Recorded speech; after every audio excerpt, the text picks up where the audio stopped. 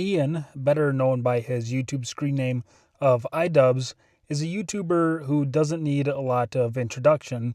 He has nearly 7 million followers or subscribers on YouTube, and he is on a speed run to alienate every single one of those subscribers. Ian really became popular in the mid 2010s, where he was known for his edgy humor or his sometimes off-color jokes. He started to become unrecognizable by his fan base at least a couple years ago, and it's just getting worse to the point where now I feel like most people who watched him before for what he was known for, like the content cops or the bad unboxings, just don't even bother to watch him anymore. This is because his content has gone so far sideways from what it once was. Well, here today, I am going to bring you a video and show you some clips that will just blow your mind. You won't even think it's the same person.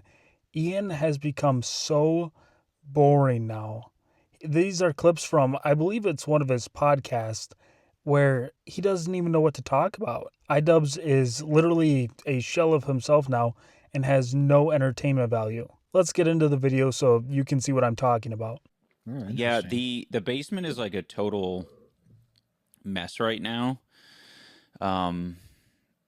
But yeah, we just want it to, like, we want to really grind on the maximum damage stuff. We really, like, this TV's awesome, and it's, like, hooked directly into the fucking internet. We're getting, like, 1,000 MBSs up and down. So, like, if we wanted to play games with you or fucking do literally anything, stream 5 different conversations at once, I'm pretty sure we could do it. And so that's the plan. Oh boy, we're off to a good start. He starts by talking about their streaming setup for, I believe is going to be a new podcast, is what it sounds like to me. And he's talking about how it has a great hookup, as if he doesn't know what an Ethernet cable is. Of all people, somebody who's been on the internet as long as iDubbbz should know what an Ethernet cable is. They should know what he was talking about, MBS or whatever. It's megabits per second, which is how fast your internet is. It's your internet speeds. And he acts like he doesn't even know what that is. It's super weird, but he can't even make something that he's very familiar with, which is the internet, interesting. Not to mention, he starts out by not sounding interested in the topic he's talking about at all. And you're going to notice that's kind of a theme throughout this video. Especially as I get my sea legs with streaming. I'm getting a little bit more confident in just like spewing on stream. I have so many feelings and things that I want to share, but there is this like looming feeling of like, I don't want to, I don't want to say too much. And I think I'm also like a little bit like fighting against maybe who I am. Or I'm like, oh, I don't want to be that guy, I don't want to be talking about drama all the time or, any of this stuff. But it's like I think people can tell that I'm like holding back and I want to say more and I want to just yap about like what's important to me or what's on my mind, but I'm just like, I'm trying to be controlled and it's fine, I can do it, and I think there's a time and a place for it, but I think in live streaming and being as entertaining as I can be, it's like a little bit it's just not good enough. You kind of have to be a more exaggerated version of yourself to even be remotely entertaining in a stream. This is exactly what I'm talking about when I say that this is not the iDubbbz that we used to know and love to watch. It's actually the antithesis of what he used to be. The guy who used to not care what anybody thought about what he said or what he did is now on a podcast haphazardly talking about that he doesn't want to say the wrong thing while being on a podcast. The writing's been on the wall for a while now, but I didn't know it had gone this far to where even iDubbbz doesn't want to be caught saying anything sort of wrong. Now, to a degree, I do get it. If it's a live podcast, you don't want to say something that's super stupid and that's obviously going to get clipped and make you look bad. But at the same time, I mean, come on, man. It's really not that big of a deal. As long as you're not a terrible person, you shouldn't be getting caught saying a terrible thing even while you're live. Yeah, for sure. Yeah, that's what makes it, I think, so difficult in Yeah. concept for streaming is so wild. Yeah. You know, there's no control really. No. I think it'll ultimately be good for me. But yeah, I do think you're right. I think it's a control thing. It feels so bad being like, ooh, that isn't exactly how I wanted to phrase it. If I was just recording a regular video, that would have been, take number 3 maybe, and we could keep trying this. Yeah. But I think that's something that I struggle with, is just trusting myself, and just kind of, I don't know, being okay with being a little bit more fucking loose-lipped. People are so forgiving with streams as well. I thought it was maybe like a little bit more closer to videos, but the more I see people streaming, the more I'm like, oh, like you can actually say some potentially like problematic or stupid shit, and people don't care because they know you're just kind of, it is a version of riffing. yapping with friends. Yeah, exactly. He mentions being a little more loose-lipped while streaming or making a podcast, and I think that would probably be good for him. I think that's what the people want, is him to be a little more loose-lipped. I would go so far as to say that he would probably have a more successful show if he wasn't so uptight and careful about what he says nowadays. The world, for some reason, just has him so afraid to say what's actually on his mind. And that makes for even a worse podcast talking about starting up another podcast. If you guys haven't noticed yet, I'm sure you will as we go through this video, but between Ian and the other guy who's talking to him, they do not have much chemistry at all. It will definitely become more apparent as we watch more, but it gets really bad. It feels like these two just met each other right before the show started. I don't want to push Anissa to do the live streams. She can do it when she wants to, but I'm looking forward to it. Hell yeah. Well, yeah. Anissa's got her own grind right now. She's doing baking and OnlyFans, which is it's a pretty freaking good grind. Baking and OnlyFans. Seriously? That's her grind? It sounds like the only thing she's baking up is a way to make you more of a cuck. I know that they're married, but that makes this almost even worse. And I would hardly consider those things a grind unless she's starting up a bakery. And you can tell in his voice, he just hates that he has to say that. The baking hasn't been satisfactory to me, though. She's baking so many glutinous items right now. She started out baking all like gluten-free croissants and stuff, but I'm not that much of an appreciator. I don't love baked goods, so now she's like, all right, I'll make goods for someone who appreciates them.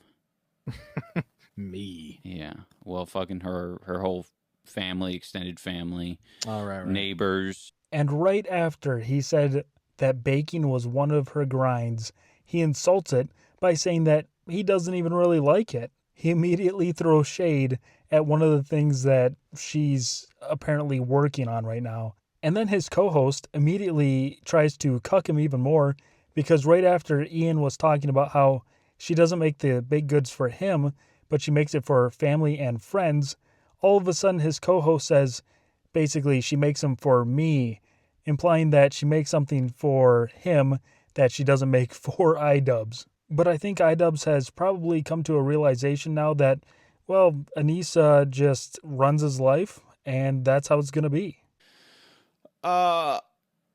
Okay. You choose a movie this time.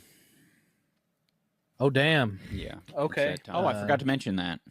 Yeah. Anissa's not here. She had a doctor's appointment that she forgot about. But don't worry, she's okay. She's not ill.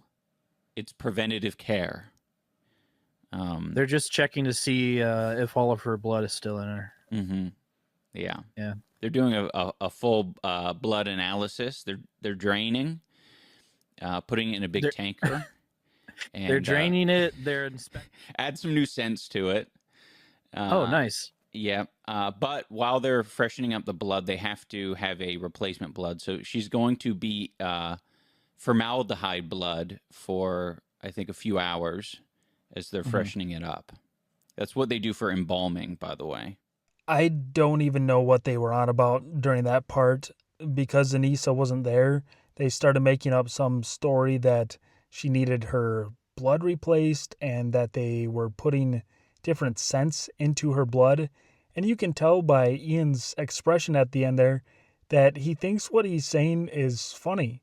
And if that is the kind of comedy that he's into now, oof, he's got a rough road ahead of him when it comes to streaming. Hell, maybe he's been streaming for a while and I just haven't paid enough attention to know that it was this bad. His comedy has become so dry, I could probably use it as ASMR to fall asleep to. Really? Yeah. They put, I think they take out the blood and they put in a bunch of formaldehyde. Wait, so you're telling me all those corpses that I see in open caskets are full of formaldehyde and not real blood? No, I don't think that. I think it's more of like, oh, maybe. No, I think just the ones that are in like jars. Wait, what's in jars? People. How are you fitting people in No, jars? here, let me look it up because I don't want to mess this up. This is important. Oh, not really. But are humans' blood replaced with formaldehyde? Right, funeral like day. it doesn't need to be right away. Like you can have my funeral like a month later. I don't care.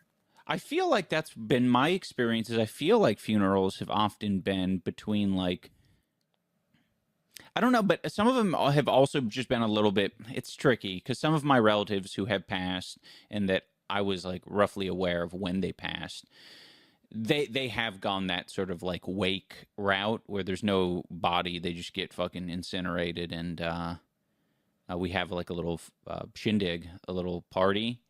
Not a, I mean, a celebration of life is what they call it. That's bullshit. I'm in the Norm Macdonald camp of funerals that they should just be sad and you don't have to be like, I don't want my funeral to be sad. I want it to be happy. Everybody should be like celebrating my life. Yeah. Yeah. Oh, sorry, I think you did put me to sleep there. I know funerals are not an interesting topic or exciting topic at all, but these two somehow managed to make funerals sound more boring and worse than they normally even are. And again, if you listen to these two talk, it doesn't seem like they're having a conversation. It's more like they're talking at each other than with each other. And then talking about how they want their funerals to be and how long people wait to have funerals. This is not entertaining. What audience would want to sit there and listen to this for any period of time, even if it's for 2 minutes? I'm sorry that I'm even showing it in this video, but apparently there has to be an audience for it because they do still have a show, or at least they're still producing one. Listen to and trust the experts. That's why I've received 12 COVID boosters and I wear a mask day in, day out. Wow. What's your excuse? I don't know. I like to like make up my own mind and like not follow the sheep. And I'm more of a wolf than a sheep. Yeah, but do you know the hierarchy of wolves? A wolf pack? I do, and there is no hierarchy because the concept of an alpha male is made up. It's actually not true. It's a myth. Yeah, I was hoping your dumb red-pilled ass would fall right into my trap. You're right. There is no hierarchy. That's all made-up bullshit for idiots similar to you. To be fair, the person who came up with the idea of an alpha male in a wolf pack made a genuine mistake, and they are regretful that people still believe it. No matter how hard they try to tell them that they were wrong, people still latch onto it. That's it. We're completely off the rails. I'm not going to subject you to that any longer. I don't know what's going on at this point. They're making more jokes that aren't landing. I think it's probably time to wrap it up and just get a 9 to 5 for these guys. It's genuinely one of the most boring things I've had to sit through and watch, but that's kind of what made it interesting enough to make a video on it. I think the real intrigue here is just looking at how far iDubbbz has fallen and how much he's changed from the days of when he would make crazy wild videos like the B-roll I've been showing all video long to now. Now he sits on a chair in front of a mic, or I guess behind a mic, with a guy that he has no chemistry with, talking at one another, waiting for his wife to come home, and that's about it. If you've somehow made it to the end of this video without falling asleep, let me know your thoughts in the comment. Leave a like if you liked the video. Subscribe for more future content. Thanks for watching. I'll see you in the next one.